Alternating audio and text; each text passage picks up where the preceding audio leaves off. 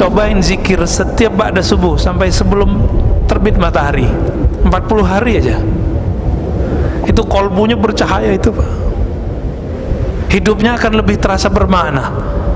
Tapi belum pernah nyoba kan? Nah itu masalahnya. 40 hari aja. Sayyidina Umar ada masalah 40 hari, 40 hari, 40 hari begitu. Nabi Muhammad SAW ketika beliau berkhalwat di Gua Hira, beruzlah, itu juga sama 40 hari. Nabi Yunus di perut ikan 40 hari. Nabi Adam sujud 40 hari. Semuanya 40 hari Pak. Dan kehadirannya Allah terasa dekat. Kenapa sepertiga malam terakhir itu spesial? Karena di saat itu tidak ada gelombang suara dari yang lain. Enggak. Nabi Musa tahu dia nggak punya hak membunuh Samiri, maka dia katakan ma khatbuka ya Samiri. Harun dimarahin, ditarik jenggotnya. Umatnya disuruh bunuh diri karena taubat zaman itu bunuh diri. Faqtulu anfusakum. Giliran Samiri ngomongnya pelan sekali. Ma khatbuka ya Samiri. Jadi Nabi Musa ngeliat Samiri itu langsung bergidik bulu romanya itu. Ini serem juga ini orang, ya. Nggak sembarangan ini orang. Dan beliau dapat kalam lah kira-kira ya. Itu bukan hak, tapi haknya umat Muhammad sallallahu alaihi wasallam. Kira-kira begitu. Maka keluarlah kalam ma khatbuka ya Samiri. Ada apa denganmu wahai Samiri? Jadi Nabi Musa ngerti Samiri itu akan menjadi yang kita sebut sekarang Dajjal. Dan yang paling unik apa? Samiri itu nama gelar Pak, gelar orang kampung Samara namanya Samiri. Kayak Batawi, Jawi, Buguri, kan sekarang lagi tren nih ustaz-ustaz nyebut dirinya Al-Batawi, Al-Buguri. Kalau Bintaro apa dong? Al-Bintari, masih cocok lah ya. Berarti Pak Mirwan Al-Bintari. Terbirip-birip Samiri lagi ya. Ini nama kecilnya siapa? Nama kecilnya sama dengan Nabi Musa, Musa. Tapi binnya beda. Bin Sam'un. Sam'un inilah yang bersekutu dengan iblis karena istrinya mandul. Dia juga mandul. Orang kalau ditanya mulu kan kesel Pak. Nggak bisa bikin anak ente gitu ya. Kesel dia ya, bertahun-tahun dibilang mandul. Akhirnya dia kesel, bersekutulah dan dia dapat kalam. Apa kata kalam ini? Kamu lakukanlah hubungan suami istri di kuil setan. Ada patung-patung di situ, dia buat kerjaan suami istri di situ. Jadi anak siapa tuh? Anak iblis, anak setan. Nah ini Pak. Maka nanti yang membunuh, yang gorok Samiri siapa? Yang tidak punya bapak siapa? Nabi Isa. Hanya itu Pak. Karena dia tahu siapa yang akan bunuh dirinya, maka dia tunggu-tunggu tuh kedatangan Nabi Isa. Dia tahu Nabi Isa bakal datang. Kenapa? Karena iblis itu dulu kan bertahun-tahun ibadah di alam Jabarut, Malakut Jabarut, masuk langit 1, 2, 3, 4, sampai kemudian menjadi petinggi-petinggi malaikat. Makanya ketika disuruh sujud, itu ada iblis nggak di situ? Masih namanya lama, Azazil. Mau nggak dia sujud? Nggak mau. Padahal dia sudah menjadi petinggi malaikat. Cuma golongan jin. Malaikat itu nur, si iblis ini nar. Cahaya, api, sama-sama ada kemilaunya. Kalau kita dekat cahaya begini, panas nggak Pak? Panas nggak ada cahaya begitu? Bedanya sama api gimana? Ada panasnya. Sama-sama terang, tapi yang ini panas, yang ini sejuk. Nah itu bedanya. Maka setelah muncul Nabi Isa, baru umur 33 Nabi Isa, muridnya baru 12 Pak. Ternyata murid yang ke-12 Yudas Iskariot, seorang yang nyamar. Ternyata itulah si Samiri. Samiri itu jangan dibayangin badannya gede Pak ya. Dalam hadis itu dikatakan badannya qasirun, pendek, bantet, tapi kekar. Otaknya Masya Allah, cerdasnya. Ya anaknya Azazil langsung, anaknya iblis langsung. Jadi jika ada anaknya kalangan jin, kalangan iblis di kalangan kita, itulah si Samiri.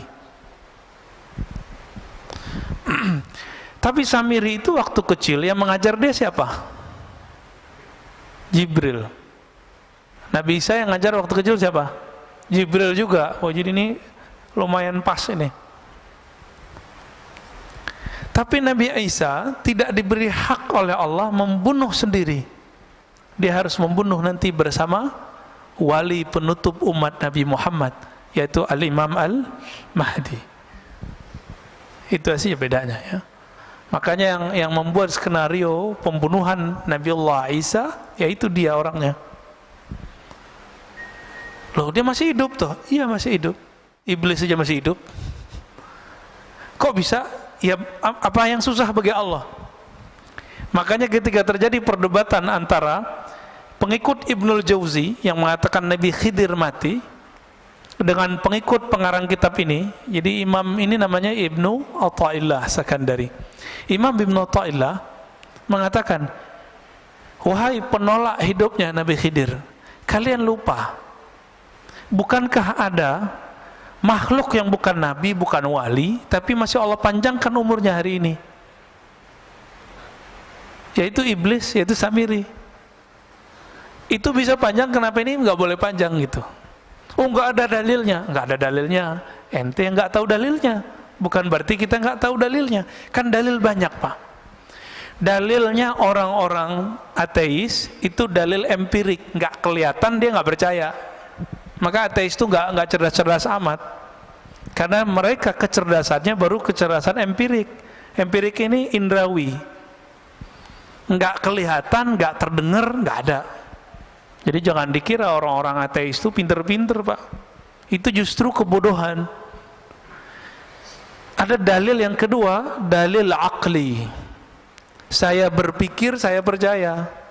Saya menerima, oh kayaknya masuk akal nih, saya percaya. Ini dalil yang kedua, dalil akli. Kalau dalil empirik tadi, ini sekarang sudah masuk ke wilayah agama. Yang empirik tadi, kalau saya nggak lihat dalilnya, saya nggak percaya. Berarti dalil itu mesti ada dalam tulisan buku bagi dia. Nah, maka sekarang banyaklah jamaah-jamaah terkena penyakit ini. Mulai nanya ke ustadznya, bagus ya, mana ustadz dalilnya? Kita kasih dalilnya. Nanya lagi, nomornya mana? Ini mulai terjebak gitu, Pak. Emang nomor semua kita pada nomornya? Coba yang ngaji kitab kuning dulu. Kitab itu kan sama, Pak. Dulu dicetak kuning, sekarang dicetak biru. Ya? Bukan biru, Pak. Dicetaknya sekarang nih putih. Tapi itu sama, itu kitab kuning. Nggak ada, Pak, nomornya dulu. Pernah saya dulu membuka kajian Sahih Bukhari, emang nggak ada nomornya di kitab saya. Kitab jadul darur.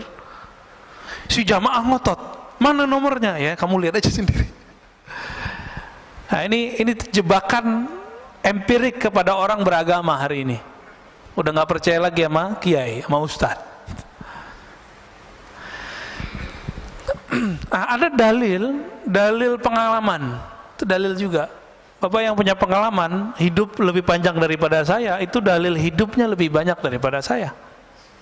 Tapi yang bikin kita beda di sisi Allah bukan dalil itu. Yang nomor 4, dalil zauqi, dalil ruhi, dalil qalbi, dalil yang masuk ke kalbu. Coba di Quran cuma dikatakan iza dzukirallah wajilat qulubuhum, disebut nama Allah kalbu bergetar. Kertasnya bergetar enggak? Disebut Pak di Quran surah Al-Anfal ayat 2. Disebut nama Allah, kalbu bergetar, benar? Udah bergetar belum? Disebut nama Allah. Loh kok enggak? Enggak bisa dilihat di sini, Pak. Rasain sendiri. Cicipi nama Allah itu, lalu rasakan getarannya sendiri. Kalau enggak, berarti belum dapat dalilnya. Dalil bahwa nama Allah membuat getaran di kalbu. Nah, yang sudah dapat ini sudah bakat bisa melihat dirinya, bisa melihat kelemahan dirinya, insya Allah ya.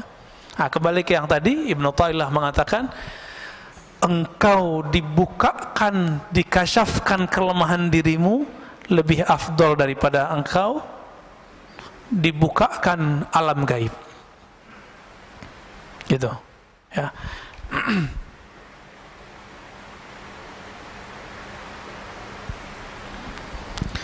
Supaya kita bisa melihat diri sendiri, gimana caranya? Supaya kita tidak terhijab oleh diri kita sendiri. Maka dalam kalam berikut beliau mengatakan, ukhruj min awsafi syariyatik, keluarlah engkau dari sifat-sifat manusiawimu. Jam segini kalau manusia sedangnya ngapain, Pak? Tidur. Nah itu, keluar dari sifat itu. Ngapain? Kalau nggak ta'lim, zikir. Kalau nggak ta'lim, zikir. Udah itu aja, Pak. Cobain zikir setiap ba'da subuh sampai sebelum terbit matahari. 40 hari aja. Itu kolbunya bercahaya itu, Pak. Hidupnya akan lebih terasa bermakna. Tapi belum pernah nyoba kan? Nah itu masalahnya. 40 hari aja. Sayyidina Umar ada masalah 40 hari, 40 hari, 40 hari begitu. Nabi Muhammad SAW ketika beliau berkhalwat di Gua Hira, beruzlah, itu juga sama 40 hari. Nabi Yunus di perut ikan 40 hari. Nabi Adam sujud 40 hari. Semuanya 40 hari, Pak. Maka hadisnya, orang yang sholat subuh ya, man shallal fajra, orang yang salat subuh, atau ya man shalla arba'ina sabahan, yang salat 40 kali subuh ma'al imam. Di riwayat Imam Tirmizi itu ada mendapatkan takbiratul ula, mendapatkan takbir pertamanya imam. Berarti dia bukan enggak terburu-buru ya. Maka setelah 40 hari, azharallahu ya nabi al-hikmah min qalbihi ala lisani. Allah akan pancarkan dari kolbunya ada hikmah, memancar dari kolbu, tumpah ruah lewat mulutnya. Coba Pak amalkan itu, coba sekali aja deh. Seumur hidup masa nggak mau nyoba? Ya. Oleh Nabi Muhammad SAW ketika beliau hidup sudah diringkas jadi 10 hari. 10 hari setiap Ramadan. Kalau sanggup kita 40 hari, itu kita udah bisa, Pak. 4 kali Ramadan nggak perlu itikaf, nggak apa-apa. Ya. Efeknya hampir lebih dahsyat 40 hari itu. Tapi karena Nabi memberi rukhsah kepada umat, karena umatmu mau cari Lailatul Qadar mulu ya, maka dapatlah itu 10 hari. Jadi kata beliau, Ibnu Athaillah Sekandari, ukhruj, keluarlah kamu dari sifat manusiamu. Malas, ngantukan. Nah. Tapi hadir di sini ngantuk aja dapat berkah ya. Ketiduran dapat berkah insyaallah. Kenapa? Hadisnya sahih riwayat Imam Bukhari. Allah mengatakan Allahumma shalli alaih. Ya malaikat ya. Allahumma shalli alaih. Setiap kali ada orang duduk di tempat salatnya, maka malaikat berdoa Allahumma shalli alaih. Ya Allah sampaikan salawat kepadanya. Rahmati orang ini. Allahumma arhamhu. Allahumma ighfir lahu. Ya Allah rahmati dia, ampuni dia. Kita duduk aja Pak, maka enak tuh. Tidur lagi taklim itu enak. Didoain malaikat. Tapi yang bangun lebih enak lagi. Sifat basyariyah apa yang dikatakan di sini? An kulli wasfin mutanaqidin li'ubudiyatik. Semua sifat-sifat yang berlawanan dengan penghambaan diri kepada Allah. Malas, lawannya apa? Rajin ibadah. Maka sifat malas ini ya turunannya malas tidur. Nah, kalau anak kampus malas ngapain? Nulis skripsi Pak. Oh nggak bisa fokus. Gimana mau fokus? Handphonenya main terus. Ini anak-anak kampus ini. Nggak bisa fokus. Kenapa? Karena main game terus, YouTube terus. Akhirnya nggak bisa fokus. Mau S1, S2, S3 sama. Ya, jangan dikira dosen-dosen yang lagi, kan dosen-dosen itu disuruh kuliah sekarang untuk S3. Itu juga kecanduan main handphonenya lebih dahsyat daripada anak S1. Pas masuk kelas kayaknya paling bijak gitu ya, ngata-ngatain mahasiswanya biar nulis skripsi, disertasinya nggak beres. Sama aja bohong ya. Tapi lumayan, S1 udah lewat ya, lumayan kan. Supaya apa? Supaya apa kita melawan sifat-sifat yang berlawanan dengan ubudiyah itu? Linida'il haqqi mujiban, supaya kita mampu menjawab panggilan Allah Subhanahu wa ta'ala. Setiap sepertiga malam terakhir itu ada hadis yanzilu rabbuna, Allah turun. Jangan usah dibayangin Allah turun, karena Allah bukan benda ya. Allah bukan benda, jadi nggak usah dibayangin. Lalu Allah berfirman, adakah yang bertobat, aku akan terima. Adakah yang minta hajatnya, aku akan tunaikan. Adakah yang minta perlindungan, aku akan beri. Jadi nggak usah ke dukun Pak ya. Dukun tertinggi itu ya sepertiga malam terakhir itu, nggak usah jauh-jauh. Cuma karena kita tidak mau mengikuti jalur ini, maka kita menjadi budak selain Allah Subhanahu wa ta'ala. Wa min hadratihi qariba, dan kehadirannya Allah terasa dekat. Kenapa sepertiga malam terakhir itu spesial? Karena di saat itu tidak ada gelombang suara dari yang lain. Orang nggak tertarik Pak mau buka handphone, kecuali yang lagi riya, tahajud yuk. Nah, dalam hatinya tuh terbersit tuh, terbersit. Coba aja cek sendiri ya. Ayo bangun tahajud. Itu setan ngomong Pak, karena setan ada dalam diri kita. Ayo bangunin orang biar kelihatan kalau kamu udah bangun. Terbersit tuh, hati-hati ya. Maka sebelum pasang-pasang status, baca ta'awuz dulu. A'udzubillahi minasyaitonirrajim, aku berlindung dari setan yang terkutuk. Baru Pak bangunin orang. Main bangunin aja ya, belum juga sholat, baru bangun doang ya. Nah, ini saya lihat di grup-grup WA lagi ramai itu Pak ya, terutama yang baru-baru gabung, yang reuni-reuni ya, grup-grup macam-macam lah. Nah, setan masuk juga. Setan nggak bisa main WA Pak, tapi bisa main WA kita.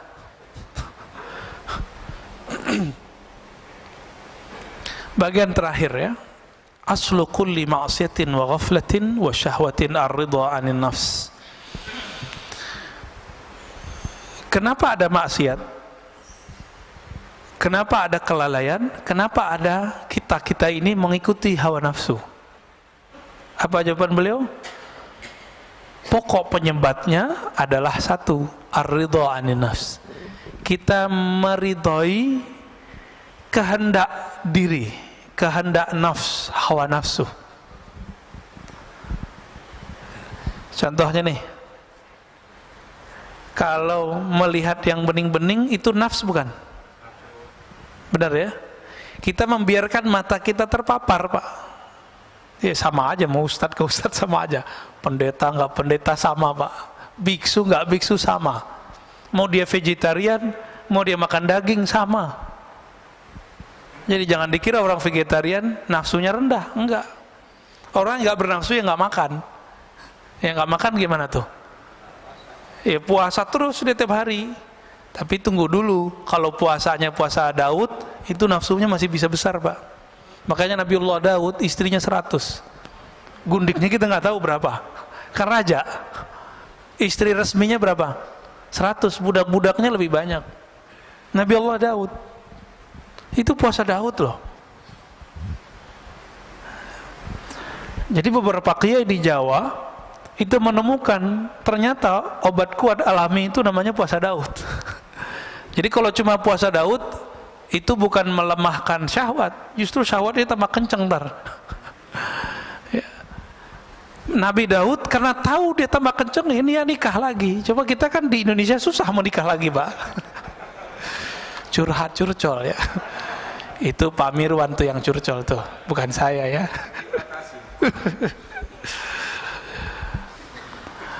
Orang itu pikirnya gini, kalau kiai ya, ustadz kalau nikah lagi kan ustadz suci. Lah ustadz suci dari mana? Seharusnya ustadz lebih mampu menjaga syahwatnya. Justru itu salah.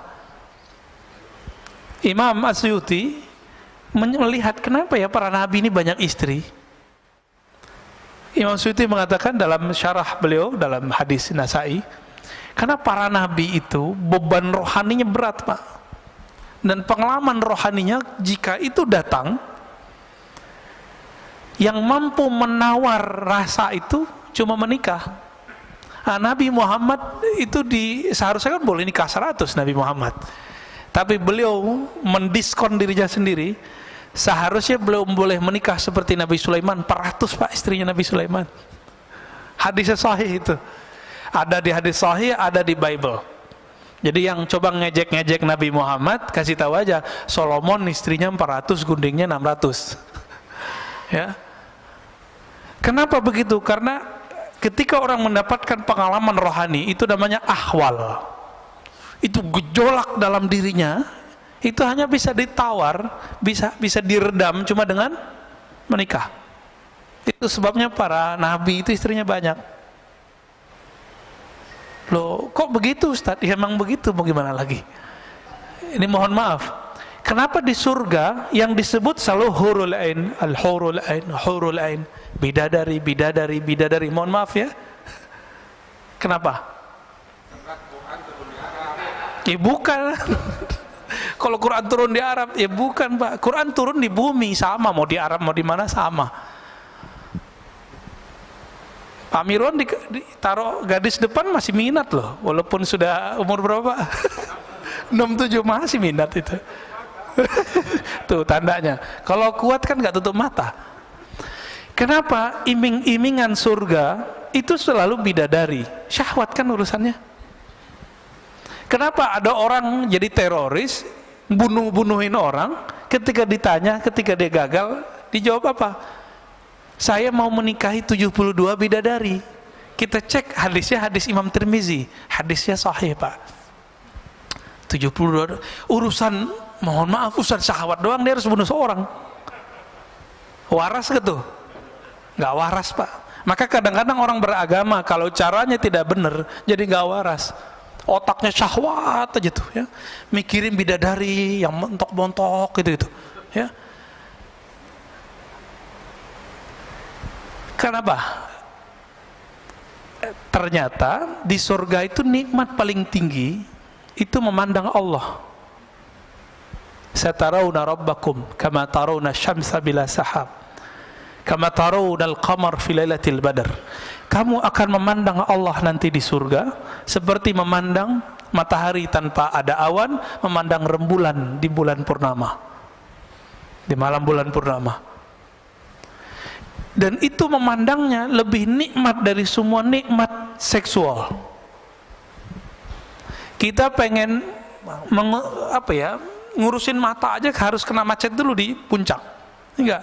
Sekarang diam-diam tuh orang ke puncak. Ya biar enggak di swab, enggak antigen. Bener enggak? Diam-diam mau ngurusin mata ini doang. Jadi mata ini senang yang indah, dan Allah itu maha indah. Innallaha jamil yuhibbul jamal. Allah itu maha indah. Keindahan Allah Subhanahu wa taala itu tidak bisa diakses oleh sembarang orang. Apalagi yang berharap dapat nikmat syahwat doang di dunia, di akhirat. Maka surga itu ada surga namanya jannatur ru'yah, surga memandang. Itu yang Nabi sebut tadi. Ada jannatus syahwah, jannah surga syahwat. Setiap masa, setiap satu hari, harinya surga berapa hari kita? Alfasanah, 1000 tahun. 1000 tahun kita baru satu hari di Firdaus, surga paling tinggi, Pak. Itu mereka setiap hari mampu melihat Allah Subhanahu wa taala, diizinin sekali. Tapi yang di bawah Firdaus, kalau tadi sekali sehari surga, mungkin mereka sekali setahunnya surga. Kalau sekali setahunnya surga dihitung aja, Pak, berapa ribu itu. Anggaplah sekali 1000 tahun mereka baru bisa melihat Allah, dan Allah memperlihatkan dirinya sekali. Ketika Allah tidak memperlihatkan dirinya, apa yang terjadi? Mereka mempunyai rasa rindu melihat Allah, musyfiqun, ya, rasa takut plus rindu. Rindu Ini murid aja kalau sama guru bisa rindu. Jadi kita punya teman itu pengen sekali ketemu, nggak tahan dia mau ketemu Pak. Ada, ya, pengen ketemu gurunya. Oh, kadang jauh-jauh dari mana dia datang. Makanya guru-guru kita, kiai-kiai kita itu dia punya pesantren di pelosok, muridnya dari mana-mana.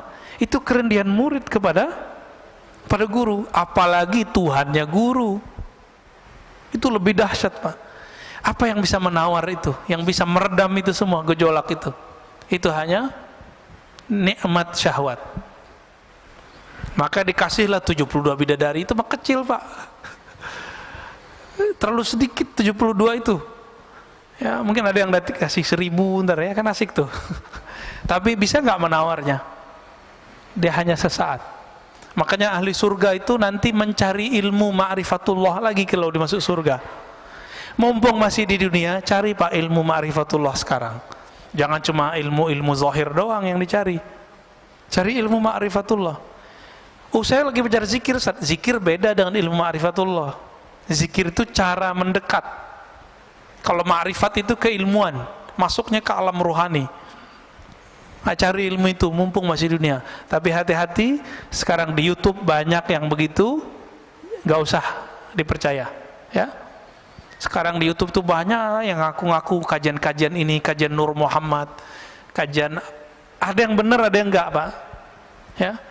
Kajian rasa, ijazah zikir, ini di mana-mana. Ini bulan ini memang saya berkali-kali, karena kita dengar, kita lihat ada orang ngamalin ijazah zikir dalam YouTube, sekarang sudah menjadi gila. Nggak jelas Pak untuk ujungnya kemana. Ya, ada yang udah mati juga ada. Ya, nauzubillah min dzalik. Jadi orang waras lebih enak ya. Zikir kalau nggak ketemu sama gurunya nggak usah diamalin. Saya bisa download Ustaz, ya nggak usah, biarin itu. Harus ketemu gurunya, dapat ijazahnya. Kalau nggak usah diamalin, ya. Udah amalin aja yang dulu dapat. Gimana Pak Mirwan? Udah. Kita tutup dengan kalimat setelahnya. Ya. Wa aslu kulli ta'atin wa yaqzatin wa 'iffatin 'adamur ridha minka anha. Adapun ketaatan asalnya bukan pada ridho pada syahwat tadi, tapi kebalikan itu, tidak meridhoi syahwat kita. Jika sepertiga malam terakhir, jangan membiarkan diri tidur. Itu yang dimaksud tidak meridhoi syahwat tidur. Kita makan nih, enak, cukup satu kali nambah lah, jangan terus nambah lagi. Nah, itu sudah mulai masuk dia itu. Jangan-jangan makannya nggak pakai basmalah ya. Nanti modus, Ustadz kasihan mubazir, nah, itu lain cerita tuh ya.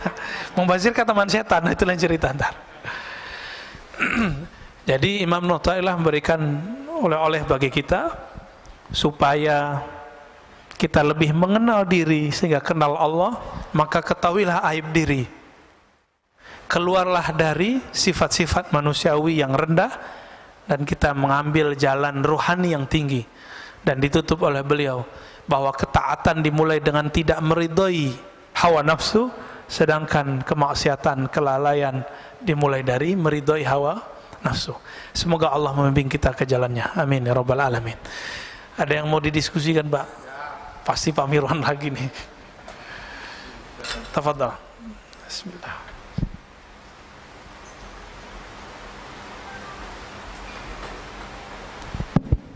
Assalamualaikum warahmatullahi wabarakatuh.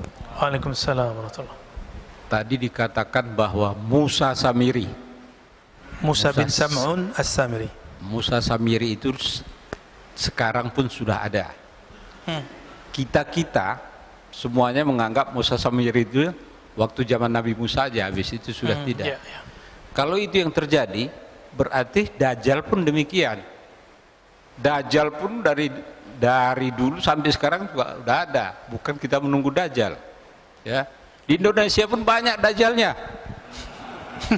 Ya, nggak usah saya sebutkan satu-satu, nanti rame. Jadi saya kira ngapain nunggu-nunggu Dajjal datang nanti? Dajjal sekarang aja kita basmi. Demikian, assalamualaikum warahmatullahi wabarakatuh. Iya, Samiri itu ya Dajjal, Pak.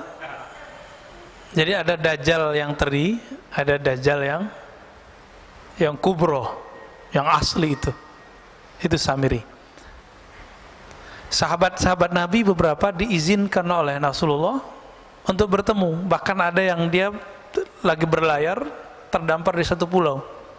Itu Tamim Ad-Dari. Ketemu dengan Dajjal As-Samiri. Di satu pulau yang mana kita nggak tahu, Pak. Kan katanya pulau, bukan Pulau Seribu, Pak. Apa segitiga Bermuda apa ya. Wallahu a'lam, kita kan nggak ngerti. Itu urusan Allah lah. Ya, jangan berspekulasi. Mungkin itu salah satu pulau-pulaunya, tapi itu bukan satu-satunya. Ya. Lalu ada Dajjal yang artinya maknawi. Apa kata Nabi? Setelahku la nabiyya ba'di, tidak ada lagi nabi. Tapi akan muncul salasuna dajjalun. Muncul 30 dajjal. Jadi Nabi kasih angka 30. Itu yang gede-gede itu. Yang pokok-pokoknya aja. Mulai dari Musailamah Al-Kazzab. Namanya Kazzab. Kazzab Dajjal sama artinya. Jadi Musailamah Al-Kazzab itu ngaku dapat wahyu. Jadi ternyata nabi-nabi palsu ini juga dapat kasyaf dia. Ada yang masuk ke dalam dirinya. Hati-hati, Pak. Ya, yang dapat bisikan-bisikan belum tentu dari Allah tuh ya. Siapa tahu dari iblis ya. Karena tadi iblis Azazil ini punya ring satu tadi. Sekitar 70-an ribu itu datang kepada calon-calon wali membisikkan kalam-kalam yang dulu iblis dapatkan sama saya masih menjadi malaikat, menjadi bagian dari malaikat. Jadi iblis itu mempunyai memori takdir. Itulah yang diceritakan kepada dajjal-dajjal teri itu. Makanya kalamnya pengikut-pengikut dajjal yang ini persis seperti yang terjadi. Dia bilang akan terjadi, ini kejadian, Pak. Karena itu memori lama yang dia dapatkan dari Azazil. Gitu, ya. Ya mirip-mirip kayak nabi, tapi nabi palsu. Nabinya iblis. Wali, tapi bukan waliur rahman, tapi wali syaitan. Ya. Jadi nggak usah kita membasminya pakai apa, Pak? Karena dia masuk lewat intelektual, kita masuk lewat intelektual. Dia mau membongkar iman, maka kita pertahankan iman. Nggak perlu kita bunuh, Pak, dia ya. Itu Pak Mirwan aja yang ngurus start. Ya, tafadhol. Ada lagi?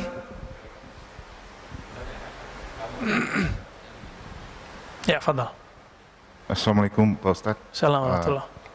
Izin bertanya, mungkin ada kaitan juga dengan topik kita pagi ini, dan di beberapa ceramah Buya yang lain juga pernah disebutkan tentang panjang angan-angan. Itu apakah mudaratnya buat kita? Kemudian juga apa bedanya dengan cita-cita? Apakah boleh kita memiliki cita-cita seperti pengen punya kebun, punya apa, punya lain-lain lah gitu, Pak. Mohon penjelasannya, Pak. Makasih. Iya, betul. Ini kolbunya nanya ini, Pak. Kita punya masalah dalam setiap diri kita, mau dia ustadz, jamaah, kiai, santri sama. Apa masalah kita? Tulul amal. Tul artinya panjang, amal. Amal itu bahasa Arab pakai hamzah. Secara harfiah artinya cita-cita. Secara harfiah. Tapi dalam bahasa Indonesia, cita-cita beda dengan angan. Cita-cita itu sifatnya luhur, sedangkan angan-angan sifatnya belum tentu luhur. Luhur tinggi ya, mulia. Kapan angan-angan itu tidak menjadi angan-angan? Kalau dia dikaitkan dengan Allah. Contohnya nih, ya. Saya pengen umroh, angan-angan. Beda nggak dengan saya berniat umroh? Itu beda. Kalau ingin umroh cuma bilang, ya Allah, orang umroh saya kok enak ya, gitu doang, Pak, nyesek di badan. Coba kalau bisa umroh, itu angan-angan namanya. Tapi kalau sudah namanya cita-cita, saya mulai nyicil. Karena cita-cita bahasa Indonesia itu sudah ada niat di dalamnya. Niat itu pasti karena Allah. Itu bedanya.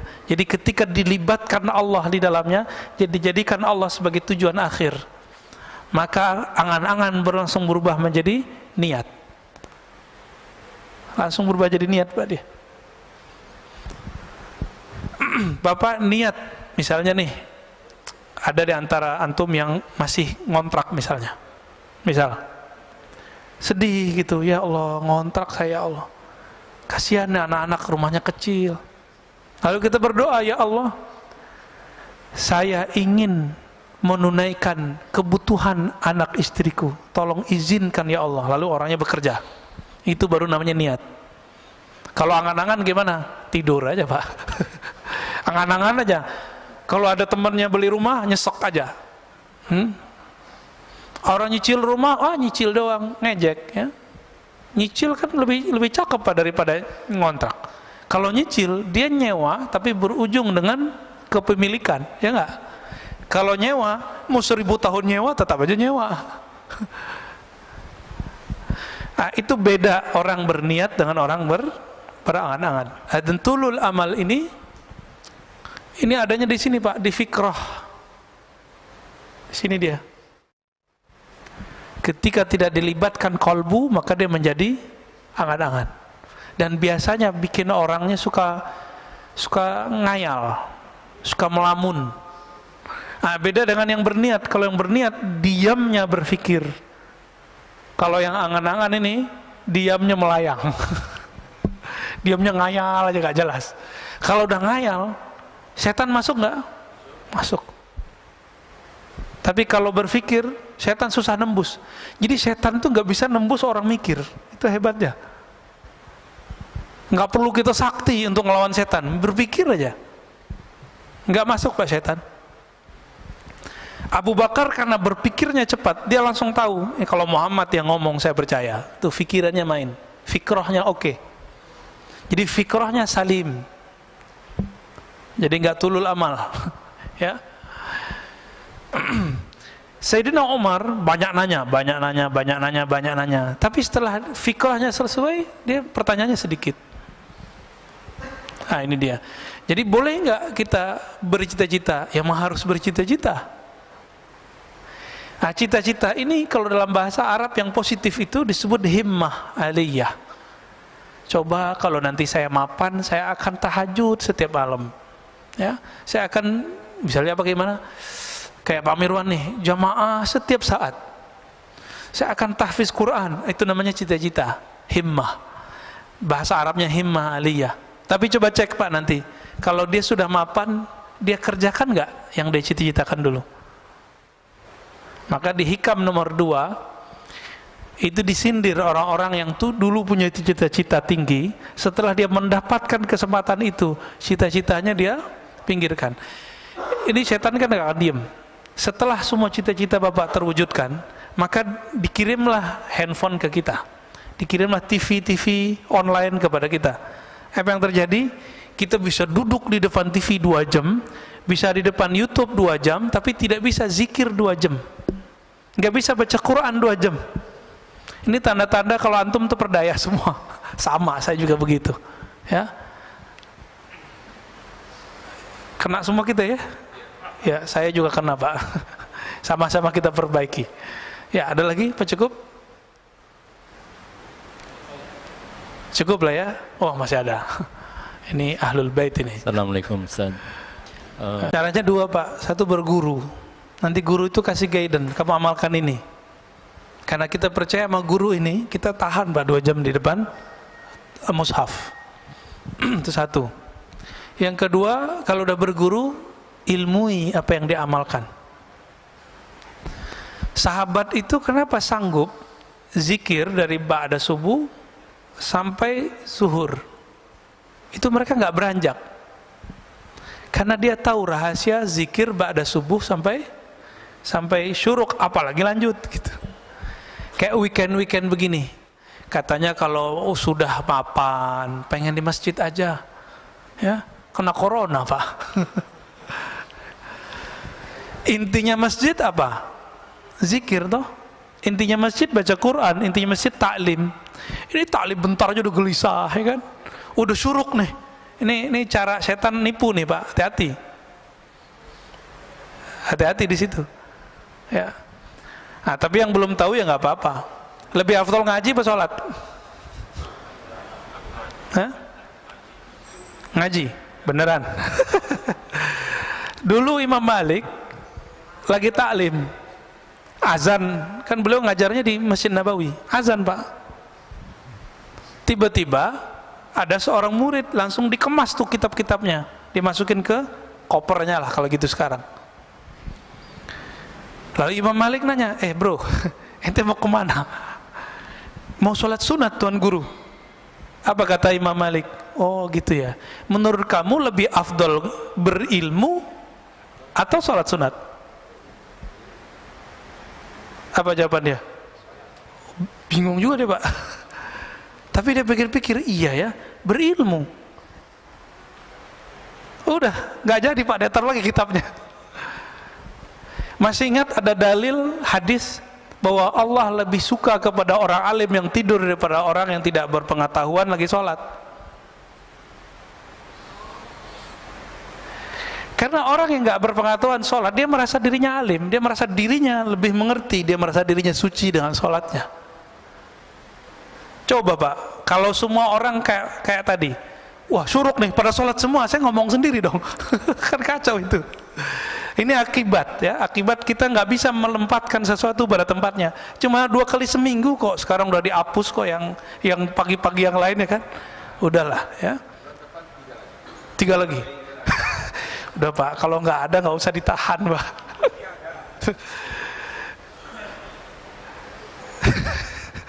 Jadi Bapak saudara Allah, ini mohon maaf kalau ada yang tersinggung ya. Silakan tersinggung. Kalau ada taklim, siapapun yang taklim, suka nggak suka, nyaman nggak nyaman, duduk aja. Antum dapat berkahnya lebih afdol dari 100 rakaat sholat kita Pak. Dalilnya ada di Sunan Ibnu Majah, hadisnya hasan. Dan Imam Syafi'i mengatakan begitu juga, aku mempelajari 1 bab ilmu lebih aku sukai daripada sholat 100 rakaat. Kalau di hadis Ibnu Majah 1000 rakaat. Itu sebenarnya angka-angka aja. Kalau wali Allah sholat karena dia sholat dengan ilmu, itu lebih afdal dari 1.000.000 rakaat orang awam. Itu kan angka-angka aja. Maksudnya gimana? Kalau orang berilmu, ya Allah pandang kolbunya Pak. Wah, kolbunya mau denger nih. Antum kalau mau dengar orang berarti sudah merendahkan diri kan? Berarti waduh, Allah pandang Pak. Kalau udah nggak mau dengar orang, Allah pandang nggak sholat kita? Nggak dipandang sholat kita.